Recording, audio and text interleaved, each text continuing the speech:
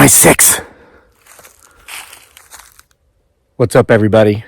Welcome back to Homesteading Off the Grid, the most popular homesteading channel on the entire internet that has absolutely nothing to do with homesteading. I know, right? What an accomplishment. So I'm just going to talk to you about a first. I had a first-time experience today. I experienced something I've never experienced, and I just wanted to share it with you because it's one of those stories that will restore your hope in humanity. Now, as I walk and talk, you know the drill. I want you watching behind me, looking for him, her, it, or they. You probably heard the footsteps back there just as I started the video. If you see something, timestamp it. Let us know what you think it is so others can look for it. Should be pretty easy to see with all the leaves off. Here we are, late January, the depths of winter, and I'm wearing a long sleeve shirt. Go Who's Go. Having a good basketball season this year. It's kind of part of the story. But no need for a coat. It's 58 degrees out here right now, 30 minutes before dark. Show you the sun is setting. Barely see it over there. Isn't it beautiful? Oh, it's so beautiful here. Every day I come out and I look around, and I thank what Creator might be for the fact that I am allowed to live here. This is my playground. This is my office. This is the place I call home. What a blessing that I never take for granted. Every single day I am thankful and I am grateful that this is where I get to live. So, so here's what's going on. I have coached youth sports off and on for a quarter of a century, 25 years. I know it's hard to fathom, but it's true. Most of that time it's because I have had a child on the team.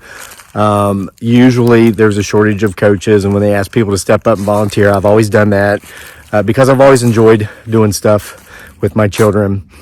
Daniel, I coach him. He's in middle school now, believe it or not. For those of you who've been following the channel since we started like 7 years ago, when he was a tiny little thing getting ready to go into kindergarten.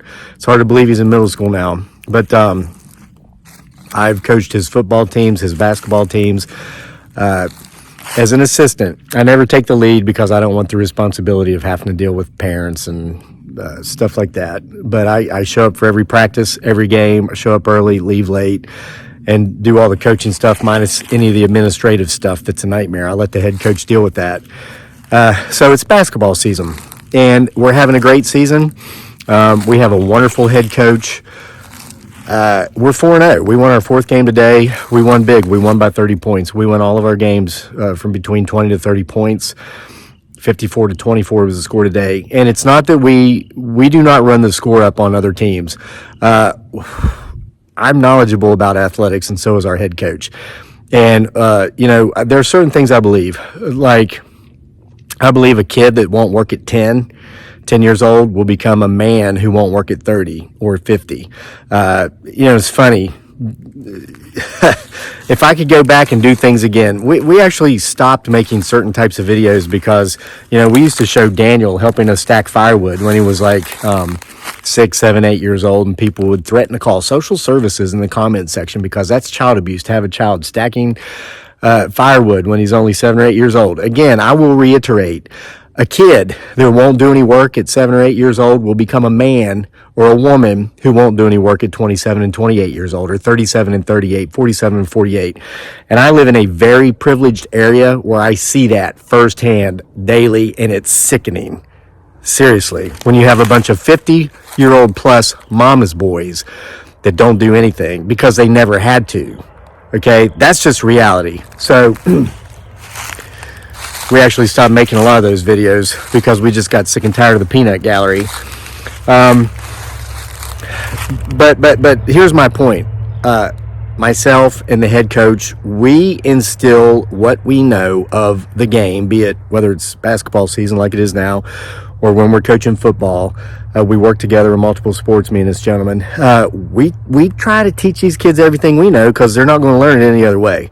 And it's not just about how to play the game, but it's also about sportsmanship, camaraderie, all these things. And the kids love it. They take to it. They go out there and give it their all. And as a result, we end up with some pretty good teams. And again, we're 4-0, we're winning big. And it's mostly because I'm going overboard here with the sports talk, but we focus really hard on defense. We run a zone. A lot of people in middle school, all they do is man-to-man. So it looks, you got a bunch of little kids chasing each other around the court, falling all over the ball and stuff. You set a zone defense and make them come to you and keep them out of the paint, and you're going to keep them from scoring, and that's what we do. So we're winning today. We're ahead. We're up by 30 points pretty much. We're going to the half up by 20. Come out by the fourth period, we're up by 30. And we have, let me get in here so you guys can get a background view of what may or may not be back here.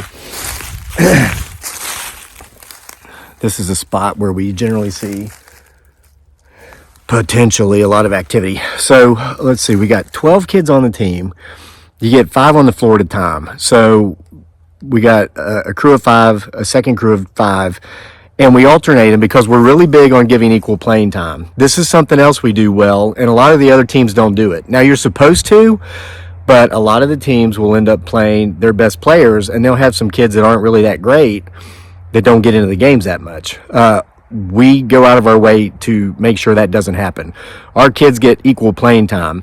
Now, the way it works is when you have 12 kids, you got 2 sets of 5, and then there's 2 that have to sit out through the first rotation, and then you start subbing them in for another 2 that you sub out. We will take out our best players to sub in those that are not the best. Here's how it works. When you have 12 kids, you're going to have 4 that are average. You're going to have 4 that are above average, and you're going to have 4 that are very much below average. To make sure the kids are not just getting equal playing time, but to make sure they're actually touching the ball, we'll do stuff like we'll take the kid that maybe isn't the best kid on the team. You know what I'm saying? I'm trying not to come out and say is maybe the worst kid on the team.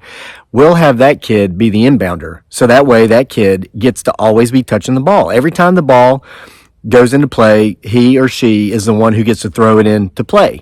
What that does is an amazing thing. By midway through the season, that kid is no longer down here. That boosts their confidence and makes them feel like such a part of the team to such a degree that they become one of the median players. It's amazing how if you give people a chance to perform and you encourage them, they will perform well. They will take that encouragement most times and they will excel. So we've seen that. So that's one of the things we do. So we're up today. We're up by 30. We come to our final rotation. There's 4 minutes left in the game. And so we make it around back to our starters, okay? Here's what I've never seen before. 25 years of coaching, I have never seen this. So as the assistant coach, what I do is a minute before we substitute the next crew of 5 in and pull off the crew of 5 that's on the floor, I go down the bench and I talk to each player and I tell them, okay, this is what we need you to do when you're in this time. We'll talk about the strengths they've been having for the game. We'll talk about their weaknesses, what they need to improve, what they need to do more of, tweak any of the strategies we've been working with. And I make sure to talk to each player, even if there's maybe 1 or 2 kids that just aren't getting the ball, the game's not going their way, they're just kind of standing off in the corner because all the action's taking place on the other side of the floor. I talk to them for an equal amount of time as I do the others because, again, that makes them feel a part, which they are, that motivates them, that gets them into the play, and by halfway through the season, they're as active as the other players. It really works. It's amazing. So I'm going down the row. I get to our 5th player. He's a husky kid. That's the word I'll use. He's not fat by any means. He's not thin. This is the kind of guy that once these kids age here a few more years, if he hits the weights, he's going to be like maybe built like a linebacker or a tight end if he continues to get taller. He's a very athletic kid. He's a bruiser. Him and Daniel play underneath the basket together. These 2 guys can box out. Daniel had 15 defensive rebounds today. Almost 10 offensive rebounds, and he scored 6 points. He's amazing at basketball. And you know what? Because he plays all the time. He practices. He doesn't sit in his room playing video games all day. He's out here shooting basketball, and as a result, he's actually freaking good. This other kid's good as well. So I get down to the end of the bench. He's the last one I'm talking to. There's 30 seconds left before this crew goes in for the crew that's on the floor. And there's this one little kid who he's not bad. He's not good. He's He's one of those medium average kind of kids, but he's so excitable. He loves to play, and he's always saying, "Coach, can I play more? Coach, can I play more?" But he's one of those kids that is on that sub rotation more than, we would like to see any of them being on that sub rotation, right? So I get to this big husky brawler that's under the backboards that, him and my son, they don't let anybody in. They're always getting the rebounds. And I'm telling this kid, okay, make sure you're boxing out. He goes, "Hey, coach," he goes, "yeah, there's 4 minutes left, and I've played all my rotations." He says, "We're up by 30. We don't need me." He says, "Why don't you keep me out and put, this other kid in?" He mentions the kid that's always saying, "Coach, can I play more?" I didn't know what to say, and I was staring at him like, oh my God, I've never heard this. In the quarter of a century I've been coaching, I've always had kids coming up to me saying, "I want more playing time. I want to be the quarterback. I want to do this position, if it's football." I've never had a kid say, "I've played enough for today. This kid over here wants to play more, and he hasn't had as much playing time as me. Keep me out and put him in." That happened today. It's amazing. I'm getting chills thinking about it. So I didn't respond because I was in shock because I've never heard that. And the kid says again, he goes, "Coach, we don't need me. We're up by 30. And I just stuck my hand out. I said, "I want to shake your hand." And he's like, thinking it's weird. I said, "In what I'm telling you, in 25 years of coaching, I've never had a student player do what you're doing right now." So we kept him out, put the other kid in. The 4 minutes go by, relatively uneventful, back and forth, up and down the court. They score, we score. There's like 3 seconds left. This little kid, and he's little, he's small. He hasn't gone through any growth spurts yet that these other kids have. And as a matter of fact, he's not in middle school yet. He's in 5th grade. He's the youngest player on our team. 3 seconds left, 2 seconds left. The ball just happens to come his way. He's 3 or 4 feet behind the 3-point line. He sees that the clock's running out, and everybody's yelling, "Shoot, shoot, shoot." Just throw the ball up. We're up by 30. He shoots the ball at the buzzer, and it hits nothing but net. 3 points. He scores this huge 3-pointer at the buzzer, and everybody in attendance jumps up. The team jumps up off the bench. They run out onto the floor, pick this kid up. He's a hero of the day. They put him on their shoulders. That would have never happened for that kid if the other kid hadn't said, "Coach, I've played enough. Let me sit out. Put him in."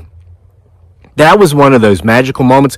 For those of you who follow this channel, I never talk about this aspect of my personal life. I show you certain parts of my personal life, but the majority of it I don't, because it's personal. This moment's worth sharing. I want to share it with the masses because this is one of those moments that should help restore your faith in humanity. Can you imagine that kid's parents who were there because they go to the games? His father brings him, the little kid, his father brings him to practice and sits through the entirety of every practice and watches his son play basketball. Can you imagine what that did for them? The day that gave them? I guarantee you what happened today is something that family will talk about for the rest of their lives. And it only happened because of the kid that said, "Hey, coach, keep me out, put him in." That kid, by the way, his father comes with him to every practice, sits and remains at the practice and watches that kid for the entirety of the practice. He doesn't drop him off and come back and pick him up. And I'm not saying anything about the parents that do that. Everybody's got their own schedules. I know a lot of parents have multiple children, like 3 or 4. We're like in an only child situation because my others are, in their late 20s. So Daniel's growing up like an only child. I know that we are privileged and benefited in ways a lot of parents with multiple children aren't, so I'm not judging. But I do know this, both of these fathers, they do have multiple children too. Their kids aren't only children. They stay for the practice, they watch, they're always talking to me and the other coach. And I can't help but think about how much of that plays into the molding of these young men.